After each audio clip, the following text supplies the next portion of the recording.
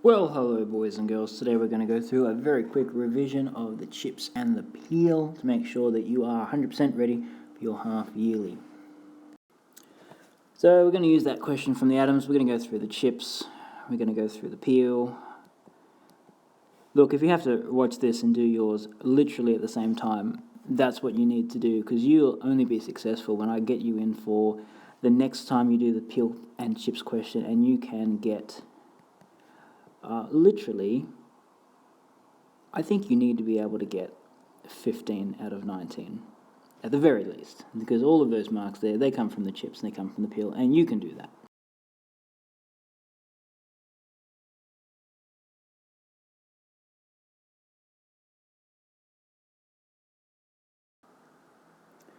Here's the question.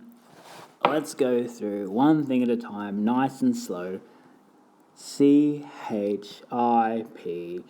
You got to circle the verb. The verb is the doing word there, so you got to circle explain. Now write in for yourself what explain means, and that will be on the sheet. So explain means cause and effect, but I like to say it's why. It's how. Let's see, chips done. H for the highlight. Explain how our model of the atom has changed over time. I suppose model is a word. So model, we're talking about those, the atom, how it's changed. You can see in the diagram, look, it gives away the answer. It starts with Dalton over here, then Thomson, then Rutherford, and then Bohr. So it gives you some examples to start with. So it really is very easy. So you just underline the sciencey words there and write yourself some notes. Atom, smallest unit of matter, changed. We got Dalton, Thomson, Rutherford, and Bohr, but we remember that Dad's tripping really bad. Dalton, Aristotle. No, sorry, Democritus, Aristotle, Dalton, Thomson, Rutherford, and Bohr, and these guys are in this diagram here. So they actually give you some information there. Thomson with his positive and negative charges, Rutherford, and then Bohr had the energy levels. So that's my highlighting those words, underlining the words, same thing. It's just helping you put your ideas in order, and that is the I there, which means interpret. Now the big one that you're not doing so far is the planning. So go through and figure out which one you're going to say first. So I'm going to start with, it's changed over time, so that's one. That's going to be my P. What the atom is, that might be my next thing to say, that number 2. 1, 2. Then 3, obviously I'm going to run through these guys. And look, because this is already here, I might just talk about those 2 for my examples. And that's going to be my examples, e.g. And that's my P. So you do that, guys and girls, you get 4 marks. It's a piece of cake. It helps you plan the answer, and it needs to be done. So now I've got my plan. I'm going to keep on moving on. I have to put in my peel, which dear God, I hope you all know what these stand for already. So the point of what you're saying, what are you saying really? Start with the point.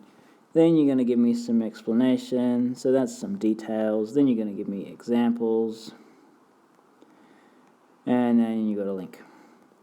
Now remember, a link is pretty much the same thing as a point, sums it all up. Some good words to use would be, therefore, to sum up, or in conclusion. I mean, that's not that hard. For the example, I literally want you to use the words for example, because I think that's nice and easy. The point just needs to be, tell me what you're going to tell me. Tell me the point of what you're saying. And let me sketch it out to you right now. Going back up to my little diagram over here. What am I going to say? Atoms have changed over time. That's going to be my point.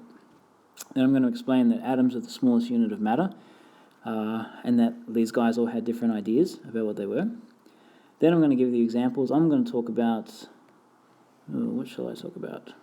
Oops, that's the wrong one. I'm going to talk about probably Dalton and Thomson, and then maybe Rutherford, because he's interesting too. And lastly, I'm going to come back to my link and sum things up with to sum up, or in conclusion, and that's what I'm talking about there. Okay, so the next thing you have to do is your draft.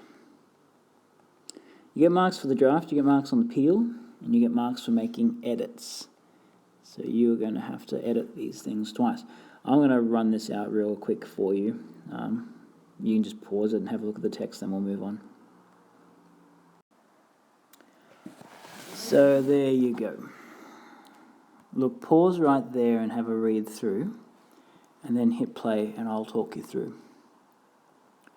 Okay, I'm going to assume that you read through. So we've got my P over here. The point of what I'm saying is our understanding of atoms has changed over time. Here's my E. I'm going to give you some explanation behind that. What an atom is, it's the smallest unit of matter, and as scientists have had different ideas, sometimes even fighting with each other, our ideas have improved. In green, I got my other evidence. My examples here is Dalton. Dalton thought they were tiny spheres, while Thomson discovered the electron, leading to him to propose a model that looks like a plum pudding. Lastly, my link. As time went on, the models got better. Just have a look at that. The peel there is pretty much the same as the link. Different words, but the same idea. That's what you want to do. If you can do a point, you can do a link. Now my explain, it just gives me a little bit more detail, bit of a description, what I'm talking about, an atom, smallest unit of matter. But importantly, I'm answering the question why it got better. Because remember, explain is a word that means why or how. So why it got better? They had different ideas. Sometimes they had a fight. And because of that, their ideas improved. Now, I know that the marking guideline for this one only needed 2 examples, so I got lazy, I just did 2 examples. But I'm using the words here, for example, which is very good, use that. And then I've just given 2 examples there, Dalton and Thomson, and their ideas and their models. My link finishes it off.